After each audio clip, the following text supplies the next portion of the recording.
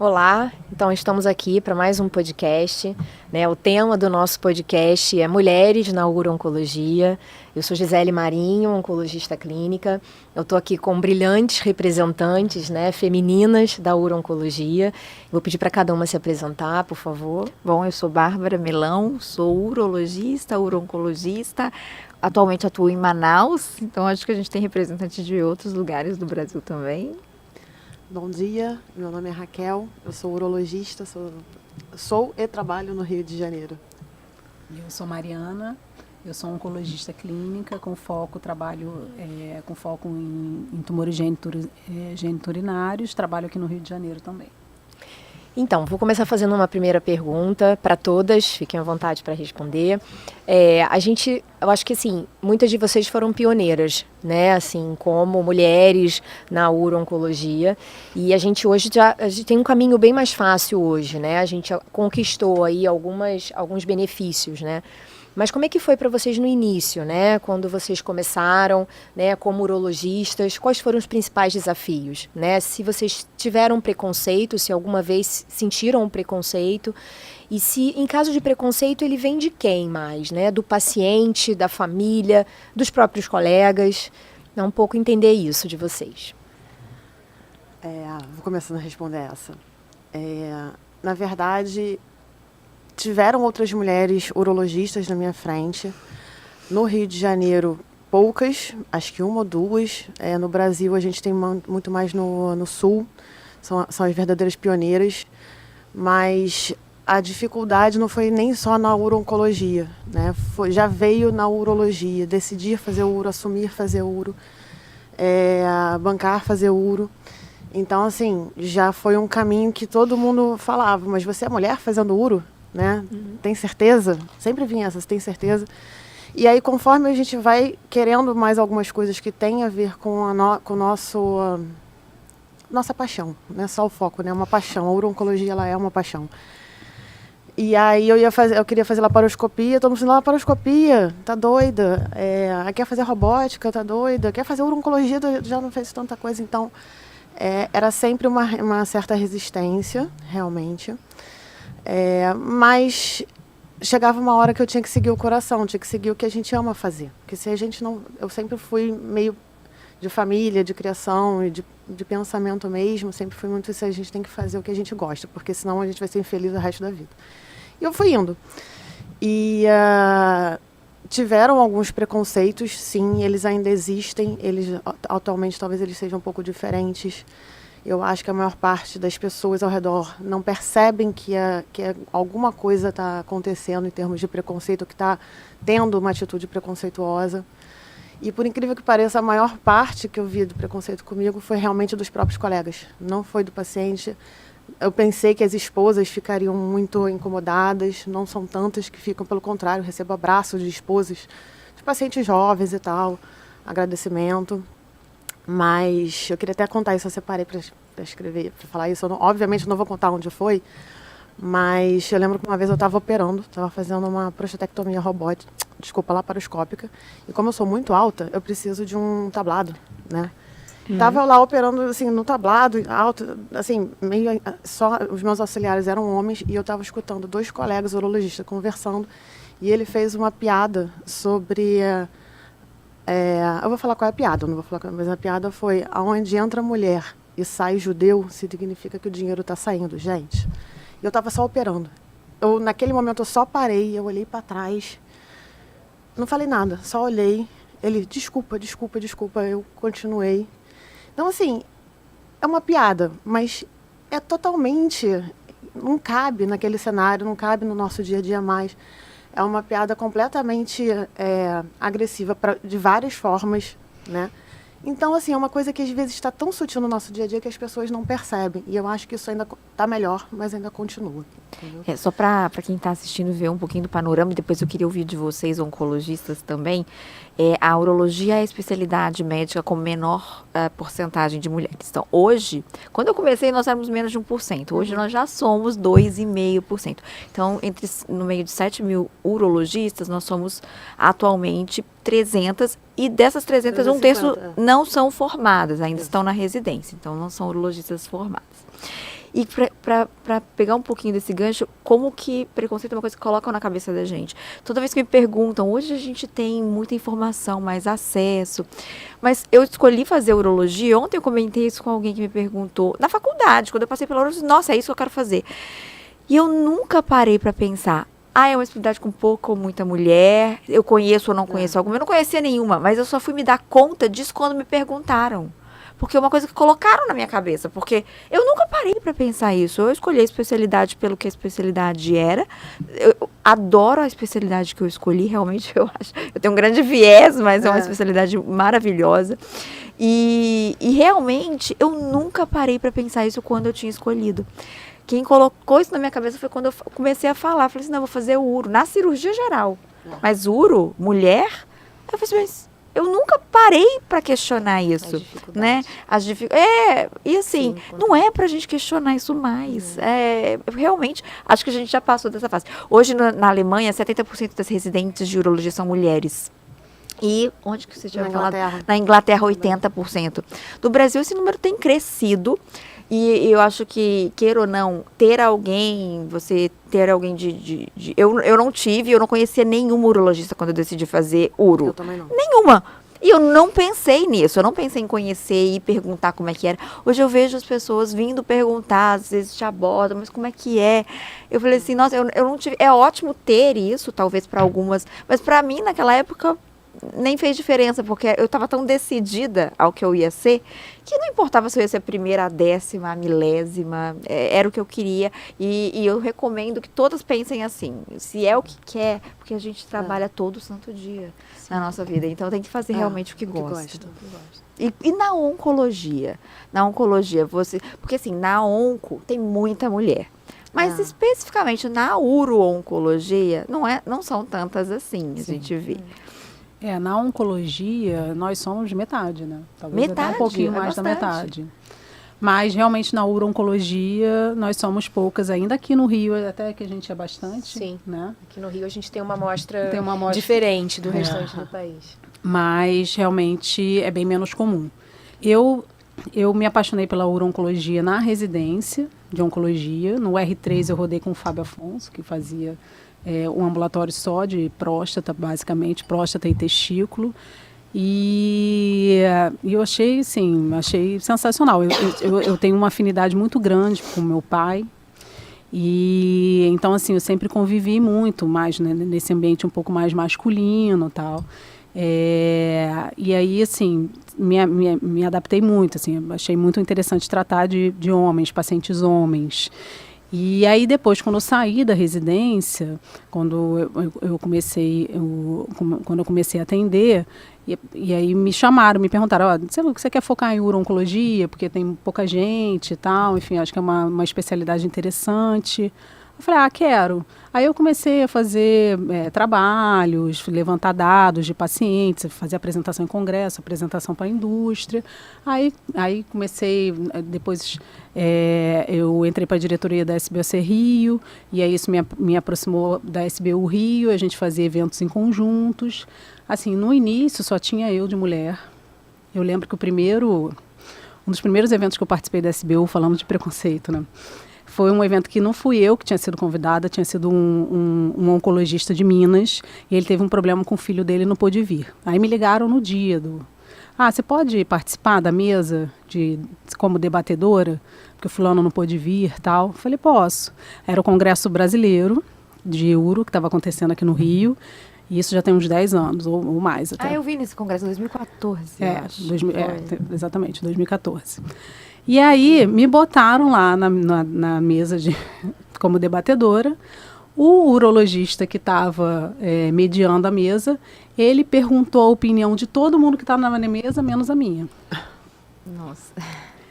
E aí eu fiquei sem graça, não sabia se eu pegava o microfone, eu falei, cara, se ele não quer minha opinião, não vou dar, vou ficar quieta.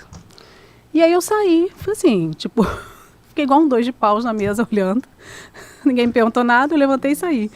E aí ele ficou sem graça, né, quando ele viu que não tinha me abordado na hora que eu já estava saindo do palco.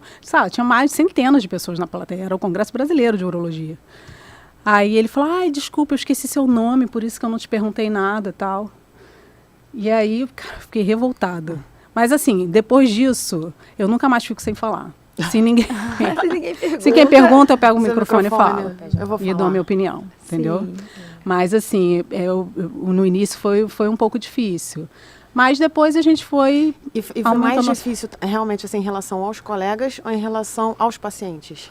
Família? Em relação aos colegas, acredito. Inacreditável. Eu jurava que ia ser o contrário. Eu lembro que quando eu decidi fazer uro, eu passei a perguntar para os meus amigos se eles iriam em urologista mulher. E a resposta de muitos era, se fosse de um profissional de boa qualidade, eles iriam, com certeza. E aí, eu jamais me perguntei se um colega, foi isso que você falou assim, não era um preconceito que nem existia na minha cabeça, se um colega ia, por exemplo, deixar de me abordar ou deixar... De me ensinar, eu não tive isso, mas de fazer certas demandas de uma forma mais diferenciada só porque eu era mulher, entendeu? Tipo, meio que desafiando, ou falando assim, não vai conseguir. Eu nunca parei pra pensar que isso ia acontecer. Isso, na verdade, assim, eu acho que para vocês é mais difícil do que para gente, como clínica, entendeu? Assim, dos pacientes, eu não me lembro de ter sofrido preconceito. Um paciente não quis tratar comigo porque eu sou mulher. Mas muitas vezes eu troco com um urologista que é homem, entendeu? Então, assim, para fazer toque retal, para fazer alguma coisa, eu falo, não, você precisa examinar um testículo. Eu geralmente falo, não, vou pedir seu urologista para examinar seu testículo e tal. Então, assim, eu geralmente fico mais com a parte clínica, enfim, de logística do tratamento, de pensar e tudo. Quando é uma... Então, acho que para vocês o desafio certamente é muito maior. Não dá pra gente negar isso, porque realmente tem paciente homem que não se sente confortável com mulher. E tá tudo bem, do mesmo jeito que tem mulheres que não se sentem confortáveis. Exatamente. Tem mulheres que não vão ginecologia, exatamente, ginecologista homem. Não adianta a gente falar assim, não existe. Mas não existe. Tem paciente homem que não vai se sentir inconfortável. E tem o outro lado da moeda, tem aqueles que vão procurar pela qualidade técnica, por afinidade, por indicação. Ou se sentir mais à vontade. Ou até porque se sentem mais à vontade. Eu tinha um paciente em Manaus que viajava para São Paulo para poder fazer o exame de rastreamento, porque ele falou que um homem jamais examinaria as partes íntimas dele. Não era hétero, casado. E a esposa dele me achou, falou assim, nossa, pronto, agora ele vai parar de viajar para fazer exame preventivo. Mas isso é muito individual, realmente. Muito individual, então, né? Mas eu acho que, de fato, assim, para vocês é bem mais difícil, assim. Pra gente, pelo menos para mim, o grande desafio era falar sobre a parte sexual, né? Falar sobre sexualidade. Que é importantíssimo, né? Você não tem como tratar câncer de próstata sem falar sobre isso. Mas o que eu percebo, assim, hoje, até pela forma como eu encaro a conversa, eu acho que tem sido cada vez mais fácil, né? E para a esposa também, porque muitas vezes esses pacientes estão com a esposa, né? Então, o que eu percebo? Para a mulher é muito mais tranquilo estar num assunto falando sobre sexualidade, com uma mulher conduzindo. Isso é verdade. Então, e para o homem, eu acho que assim, depois que ele pega confiança com você, eu acho que a coisa flui. Então eu tenho... exatamente o que você falou. Depende de como você trata o assunto. Se você trata o assunto como um tabu, ele vai perceber isso. E ele vai ficar quieto e não vai falar nada. Isso é uma coisa que você vai aprendendo, né? Como abordar e como falar. Então eu acho que hoje, para mim, flui muito bem, até pela forma como eu também aprendi, né? E o que eu aprendi ao longo desses anos de como abordar esse assunto. Mas para vocês, eu acho que a parte física, né? Do toque, eu acho que realmente deve ser bem mais complexo. Outra coisa que eu acho que, assim, em termos de preconceito, voltando a essa questão do preconceito, que eu uma vez que eu sempre falei que eu não sofro por ser mulher, entendeu? Assim, na profissão, não me lembro de sofrer preconceito e tal. Aí uma vez eu vi uma jornalista assim, feminista, ela falando, mulher que diz que nunca sofreu preconceito por ser mulher é muito distraída, no mínimo. E aí eu comecei a reparar mais, entendeu? E tem uma coisa de um machismo estrutural que não tem a ver só com uro-oncologia, mas tem uma coisa assim que eu percebo nos pacientes, que é uma coisa sutil. Por exemplo, a demanda em cima da gente é maior. Sim. Eles são mais exigentes. Agora, vou dar um exemplo recente. Um paciente meu estava viajando para Chicago, no Congresso Americano, e um paciente meu me mandou uma mensagem, doutora, quero que você mande esse pedido de exame para mim. Eu falei, mas eu pedi esse exame? Aí ele, não, foi o meu endócrino. Falei, mas tu pede seu endócrino. Ele está viajando. Falei, eu também. Eu também. Aí ele, mas sua secretária não pode fazer para mim? Aí eu Eu falei, tá, beleza, vou pedir ela para fazer e tal. Enfim, fez, mandou, eu falei, não vou ficar discutindo. Mas assim, ele não fez isso com a secretária do endócrino dele, entendeu? Sou eu que tenho que servi-lo. Então, isso é muito comum, tipo, essa questão da gente estar disponível. Para eles o homem o homem é muito ocupado. E talvez o médico homem é muito ocupado. Da classe social, você acha que isso pode mudar também, dependendo de onde você esteja atendendo, se você está atendendo num hospital escola, se você está atendendo dentro de um serviço particular? Muda também. Eu acho que essa demanda talvez seja um pouco maior em classes sociais mais altas até. Que entendeu? deveriam ser, teoricamente, mais informadas. Quanto mais alto, maior é a demanda. E em cima da gente, né? Em cima da gente. Exatamente. E tem outra coisa também que eu comecei a observar, porque assim, a gente meio que para ser aceito, a gente aceita essas piadinhas, entendeu? Nossa. Então, assim, geralmente você tá a gente vive em ambientes muito masculinos, né? Então, assim, é piadinha sobre mulher, tal, essas coisas. E aí eu ria, eu dava aquela risadinha, tipo, sabe? Tipo, para ser socialmente aceita. Agora eu não rio mais. Se eu não gosto, eu fecho a cara, falo, isso não é adequado, isso não é... Isso eu já passei muitas vezes também, assim, tanto na residência de cirurgia geral, que era muito pior, confesso. Depois na residência de urologia, na verdade, quando eu cheguei na urologia, eu achei que era um gentleman perto dos cirurgiões gerais, pra vocês terem ideia. Então, nisso, aparentemente, o ambiente mudou para melhor, quando eu fui para a residência de uro, mas ao mesmo tempo você vira o amigão. E por um lado, tudo bem virar o amigão, porque você acaba até entendendo mais o mundo masculino. E eu gosto disso, eu acho legal. Eu realmente não tenho muitos problemas com isso, porque, sei lá, meu jeito também. Aquele jeito meio objetivo, meio, né? E você vai ouvindo piadas e, assim, eu vou dar um exemplo. Mais alguns exemplos, são muitos exemplos que a gente vai ter, né? Mas um homem ficou resfriado, ele é residente, ele naquele dia ele tá mal, não vai liberar. Vai você tá com cólica e falar que tá com cólica menstrual e não pode operar. E às vezes a cólica dói pra cacete. Vai falar você que não, hoje eu tô com cólica, não vou operar. Só homem ao teu redor. Eu fui a primeira residente mulher do meu hospital. Hoje em dia eu tô descobrindo que tem várias lá. Vai falar isso. A vergonha de falar. 2, assim, alguns falam assim, não, que isso, tudo bem, vai lá, mas é óbvio que depois ia ter, no mínimo, uma piadinha. Sim. Entendeu? No mínimo... Então, assim, vai ter os tratamentos diferentes, né? E, assim, você falar que vai fazer um exame, sei lá, uma ultrassonografia mamária para ver um nódulo, pô, já vai sair. Eu imagino você que está grávida agora também, né? Eu não sei como é que foi com a Bárbara quando teve grávida também. Vai fazer a cirurgia, vai fazer isso, vai fazer aquilo. E a gente vou fazer xixi toda hora. Né? A gente usa muito raio-x. Então, a minha sorte, eu tenho um grande viés. A minha sorte, meu marido é urologista. Então, eu estava sempre com um companheiro que super entendia, se queria proteger. Então, esse viés aí realmente é um viés. É muito enviesada a minha resposta, porque nem sempre a gente tem todo esse acolhimento, né? Exatamente. E sobre representatividade? Porque nós já somos minoria dentro da subespecialidade que escolhemos. A uro-oncologia é uma subespecialidade da urologia, da oncologia. Na urologia, nós nunca tivemos, né, estávamos comentando ontem, nunca tivemos uma presidente da SBU mulher, talvez tenhamos nos próximos anos, quem sabe. E eu fui, há 4 anos atrás, a primeira mulher do departamento de uro-onco. Né, dentro de uro-onco, nunca tinha tido uma mulher no departamento. A gente tem o departamento de próstata, de rim, de bexiga, enfim. E hoje, eu tenho um grande orgulho de falar que nós já somos 3. E no próximo quero que tenhamos mais representatividade, acho que isso traz. E na oncologia, como que é essa representatividade na SBOC e na uro-oncologia em si?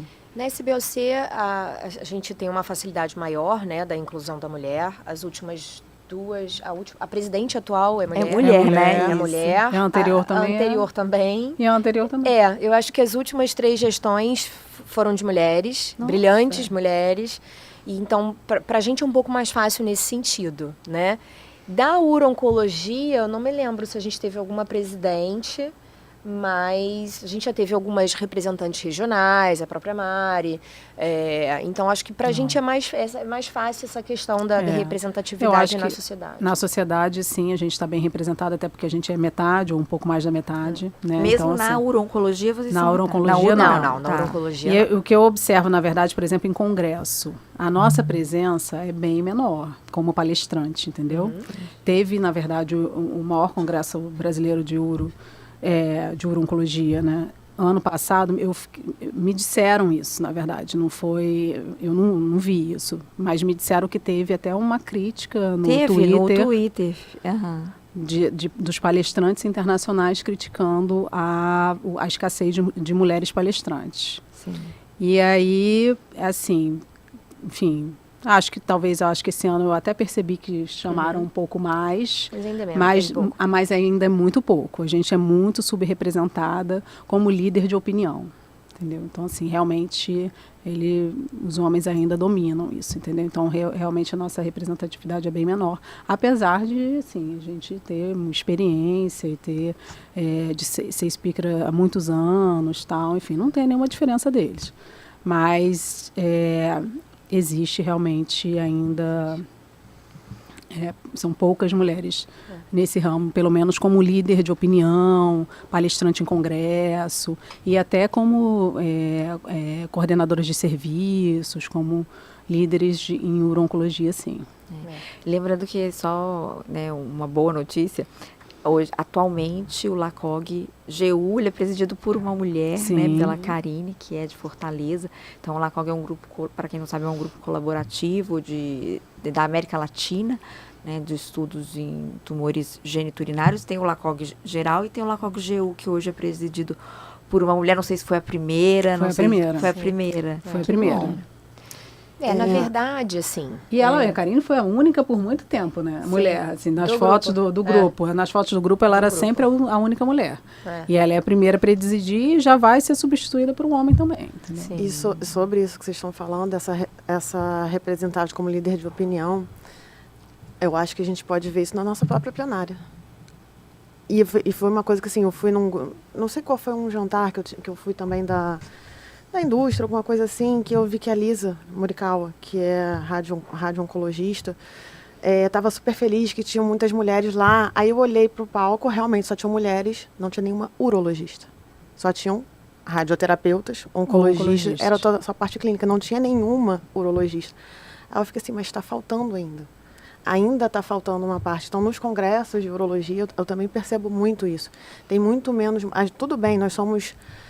proporcionalmente menor o número, então vai ter menos gente para falar, tudo bem, mas internacionalmente? A gente tem várias mulheres muito fortes, com muita opinião, com muita experiência para passar, e nunca é convidada uma mulher urologista, mesmo que seja de fora. É muito raro uma urologista como convidada como internacional. convidada. Não, então, na oncologia a gente ainda tem mais. Mas assim, se você vai no congresso americano, congresso europeu, é quase metade.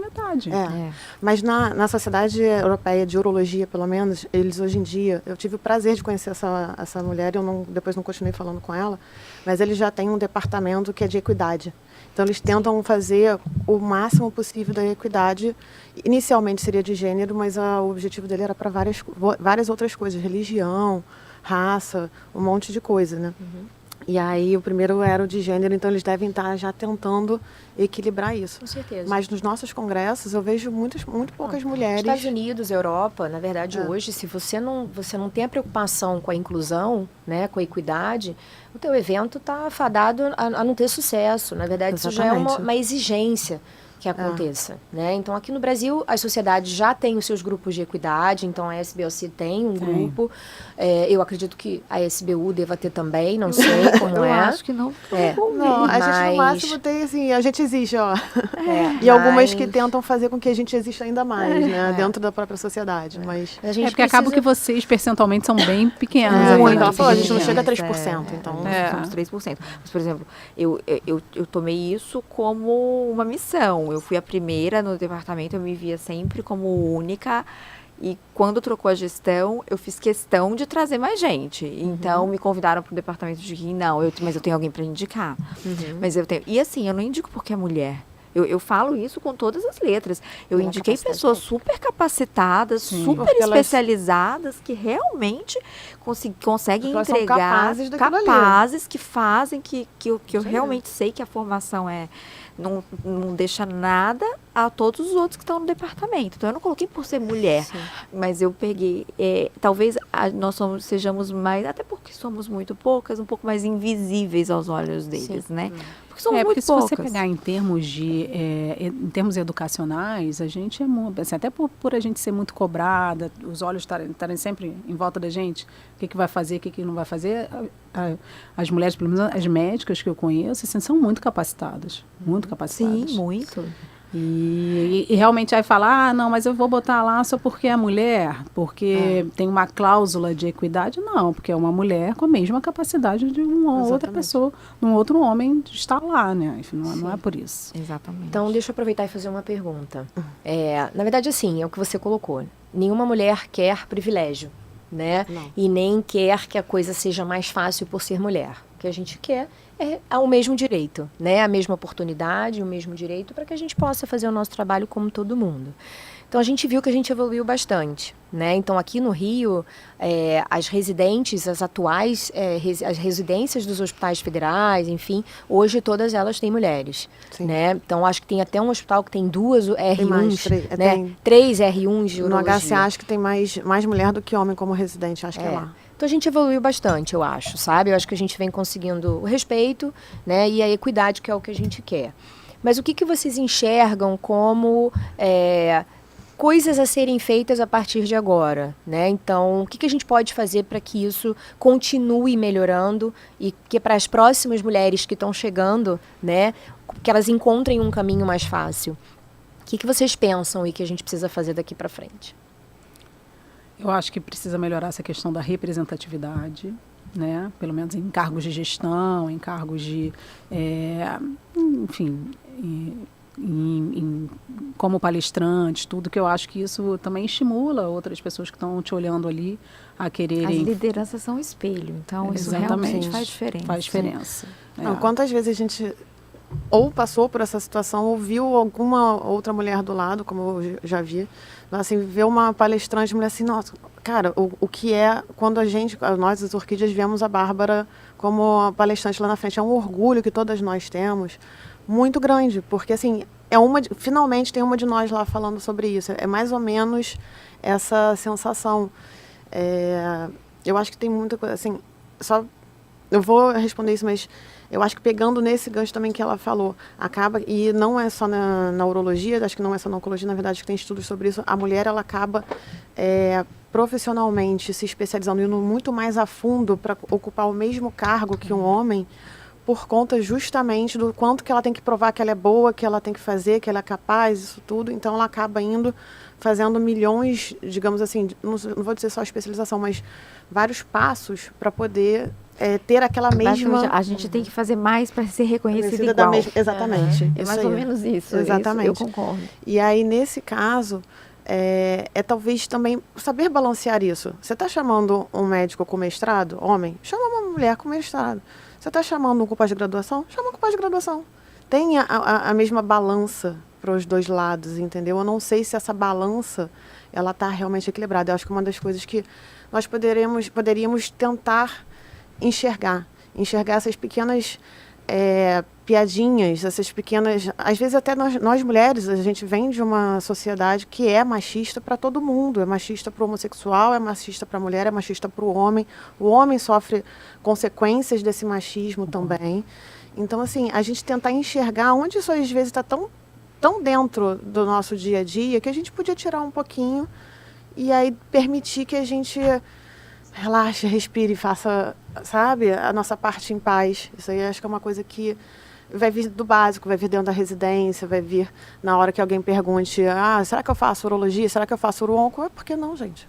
Algum homem parou para se perguntar, será que eu faço uroncologia porque eu sou homem? Não a resposta é ser, putz, não tem homem ali. Do que tu vai fazer? Vai fazer na uroncologia? Vai ser muito difícil para você. Exatamente. Não, você pode até falar de outras características da especialidade. Não, cirurgia é muito difícil, não sei o quê, enfim, você não tem muito horário, tal. Você pode até falar de outras dificuldades da especialidade, mas Isso. não porque tem pouca mulher. Isso, e vamos falar dessas outras dificuldades, então. Porque mulher concilia. Ó, temos aqui a Mariana que está grávida. Eu acho isso massa. É o primeiro filho? Primeiro. É o primeiro, pois é. Eu já tenho uma de 8 anos, vai fazer 9. E a gente tem que conversar sobre isso também, porque isso faz parte do nosso dia a dia. Conciliar trabalho, filho, família, casa. E não adianta falar que é igual para homem e para mulher, porque é diferente, né? É diferente. Como é que você já está conciliando a gravidez, programando a conciliação para o pós? Isso realmente é difícil. Eu, graças a Deus, assim, eu tenho um marido, tenho um companheiro que é fora de série, sabe? E não existe essa questão de é trabalho seu, é trabalho meu. É trabalho nosso, entendeu? Isso em tudo, assim, tipo, ele não é médico, então ele trabalha Eu já ia de perguntar isso, ele é não médico? Não, não é médico. Nunca me dei bem com médico. Até me divorciei de médico. Até que eu desisti. Eu respondo isso também, assim, graças a Deus não, ele não é médico. E aí ele trabalha de home office, acaba que ele tem mais, tá trabalhando, mas fica mais em casa. Eu chego tarde em casa, assim, às vezes, com alguma frequência eu ligo para ele, vai fazendo jantar aí, porque eu vou chegar tarde. Então assim, e ele, nenhuma das vezes, eu fiz ontem, não vou fazer hoje. Não existe isso. É uma parceria. Legal. É uma parceria. E com a nossa filha também, a gente já combinou que vai ser uma parceria já, entendeu? Então, assim, graças a Deus, eu encontrei alguém bem legal. Mas é difícil, por exemplo, eu estou encontrando algumas dificuldades com os pacientes, entendeu? Não, mas você vai parar de atender? Eu falei, não, eu vou parar de atender 3 meses. Assim, tipo, a gente já quase não tem licença maternidade. Eu falei, nem sei se eu vou conseguir parar 3 meses.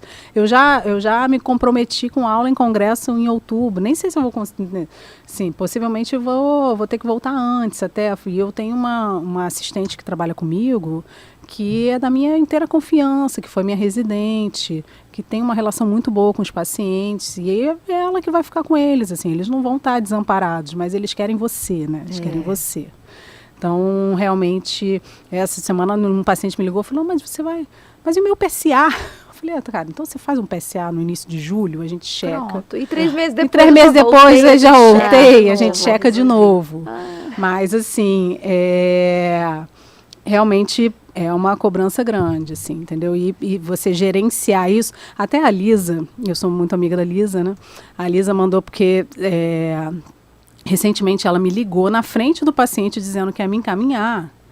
E aí eu falei, não, eu encaixo o paciente, tal, vou encaixar, vou vê-lo no dia seguinte.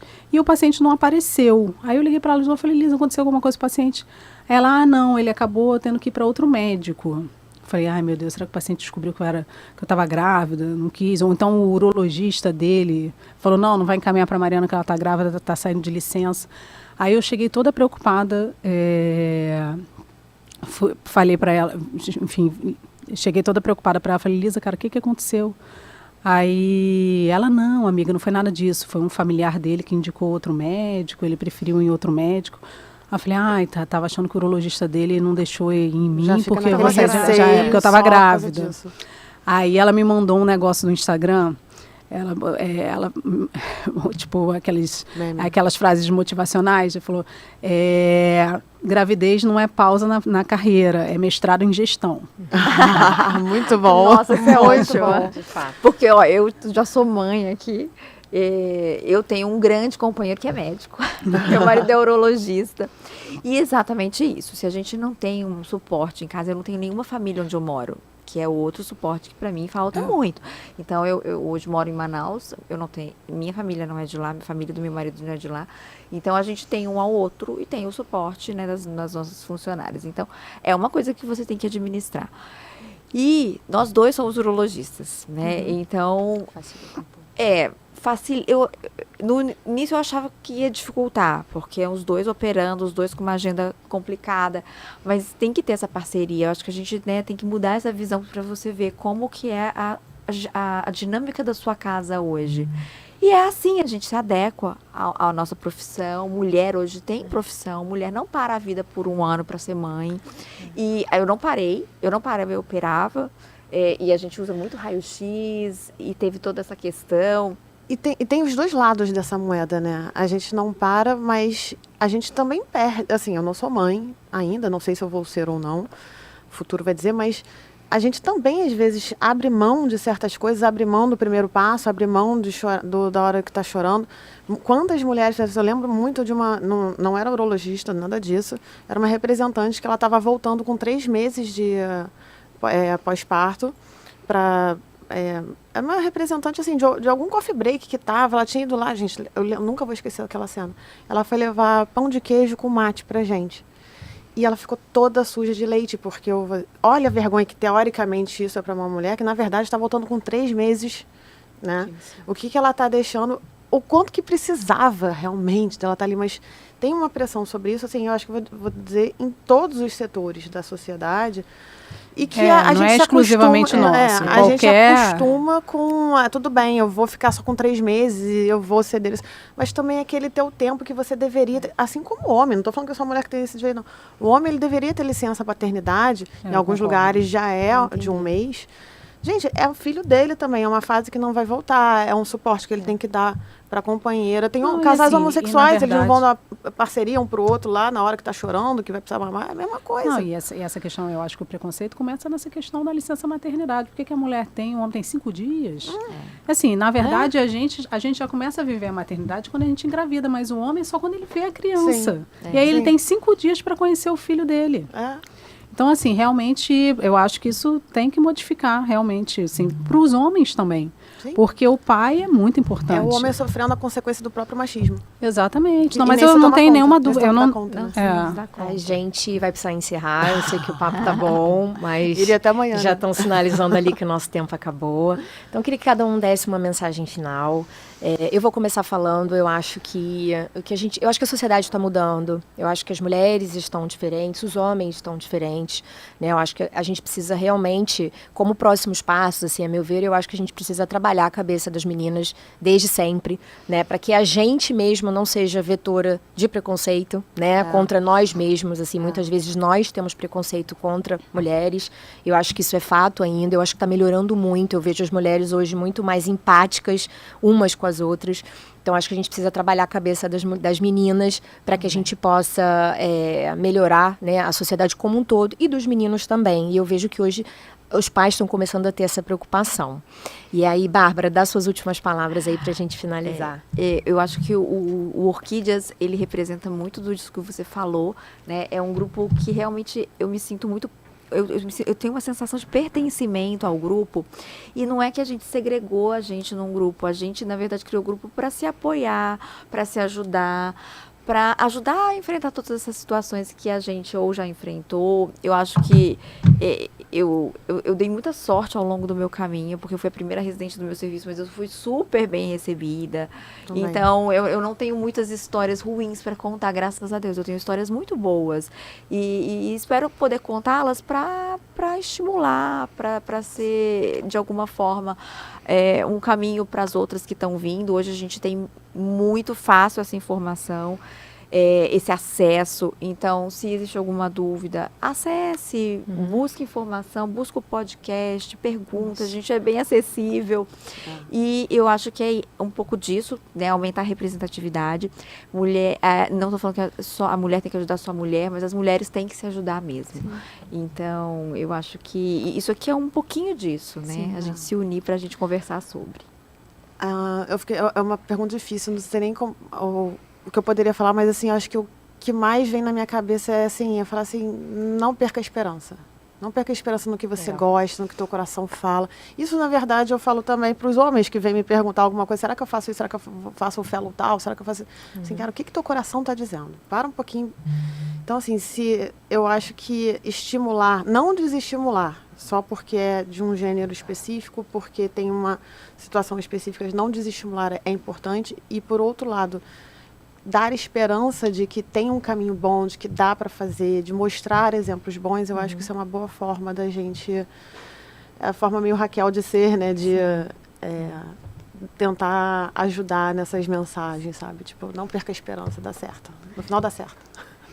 Eu acho também que, na verdade, eu acho que as novas, talvez a gente não tenha que ensinar as meninas, elas que vão ensinar a gente, assim, as novas gerações eu vejo, assim, pelas filhas das minhas amigas, tal, pelos filhos dos meus primos, elas já são diferentes, a sociedade mudou.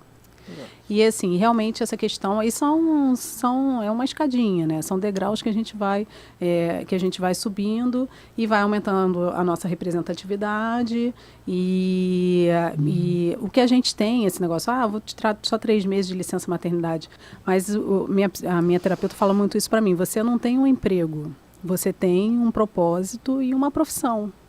Então, assim, eu também quero voltar em 3 meses, entendeu? É isso aí. Também faz parte de mim o meu trabalho, faz parte de quem eu sou.